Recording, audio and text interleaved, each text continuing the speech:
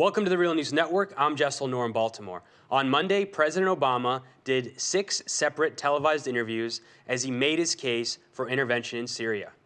It is important for Assad to understand that the chemical weapons ban, which has been in place, is one that the entire civilized world just about respects and observes.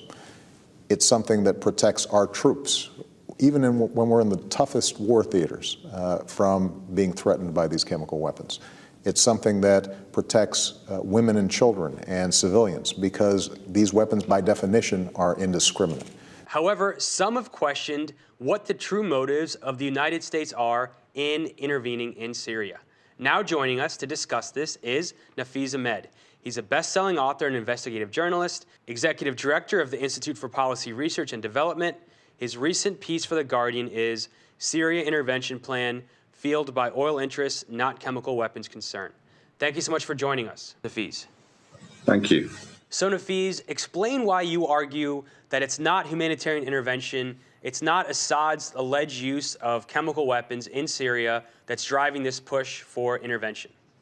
Well, the reason I think that it's chemical weapons is unlikely to be, a kind of primary motive, or even the issue of humanitarianism, is because the policy of this policy of sidelining Syria or undermining Syria, or even a regime change in Syria, began over 7 years ago with the previous administration, and in fact, it may even go back longer. I mean, I think the first indication that we had came from Wesley Clark, who was, former NATO Supreme Allied Commander, who has said several years ago that shortly after the 9/11 terrorist attacks, a colleague of his told him about a memo talking about multiple wars in the Middle East after Iraq, including Iran, Libya, and Syria. And so this was one of the first indications that there was actually a plan of launching wars in the region, including in Syria specifically.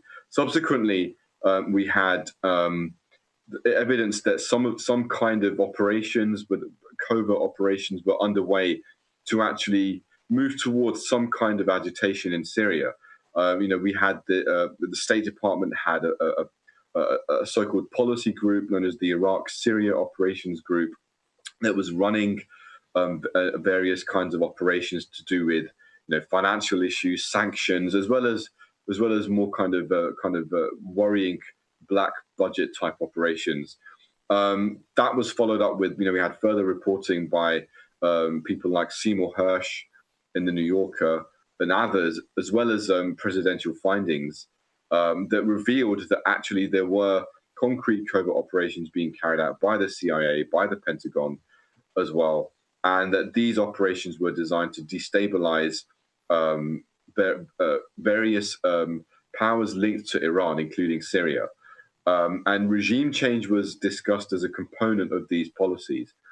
So it's clear that the policy in the first place came about, was not influenced by chemical weapons attacks. And this policy of targeting Syria had already began many years ago, and has reached this point where the uprising that is taking place, and it's a very real uprising. It's the people are very Assad is a brutal dictator, but what's happening now is that is being exploited by Britain, the United States, in order to pursue interests that have already been there many years ago. And I think that these interests there's a number of interests, but these are linked into various plans for pipeline reserves. It's important to remember that Syria itself doesn't have very substantial oil and gas reserves domestically, but it could play a very big role as a potential transit route for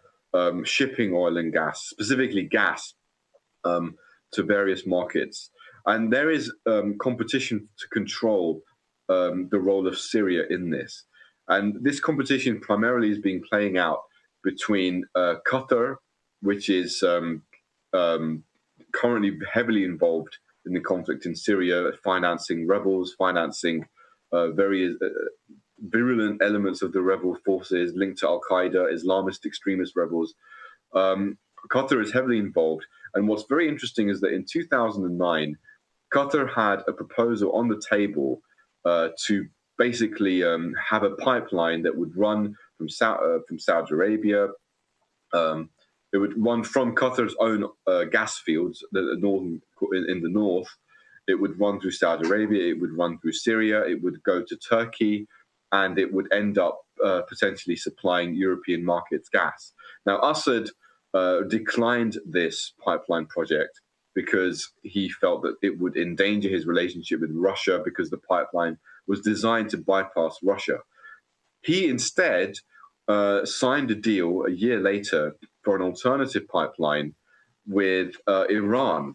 And this pipeline project would involve Iran teaming up with Iraq, another Shia state, that would supply gas being shipped through Syria. Russia would the Russian port of Tartus in Syria would also play a role in transporting the gas. So that's how Russia was amenable to this. And eventually, this would also end up supplying gas to Lebanon, and potentially the pipeline could be extended to supply European markets as well.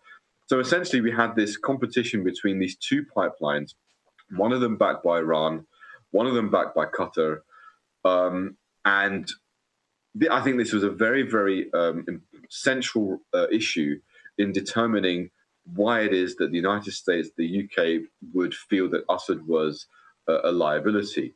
And it just fell into this overall strategy of sidelining Iran, sidelining Syria. If this pipeline, pro-Iran pipeline, would have gone ahead, it could have really been a game changer for Iran, would have really dramatically increased its influence on the world stage. So this couldn't be allowed. So I think this certainly has played a major role in what we're seeing. And the media has largely ignored this history and this background, as well as the long-term U.S. involvement in Syria and the region. Kind of make the case: how should the U.S. public react to this information, and how should this affect the arguments being made for and against the war or U.S. intervention? It's a difficult one because I personally feel quite conflicted about the whole thing. It's very understandable that people feel that something needs to be done about Assad purely on the grounds of the way in which he has overwhelmingly brutalized the majority of his own population. I think if we look at the data, all the available data that has come out from the United Nations, from international observers, human rights experts, shows that Assad is clearly, overwhelmingly complicit in war crimes. The rebels are also complicit in war crimes, but to a lesser extent. So he is the greater evil in Syria. The problem is that the idea that we have a choice of whether we want to intervene is in a way covering up the reality that we have already been intervening. The United States and Britain were training rebel forces in late 2011 before the violence kicked off in the way it did. I mean, obviously, Assad was already shooting people in the street, in say after July 2011. But one can question the extent to which this violence would have escalated if the rebels were not being trained at that time. I mean, there were leaked documents from the private intelligence firm Stratfor, where these are email communications where intelligence analysts were in communication with Pentagon officials.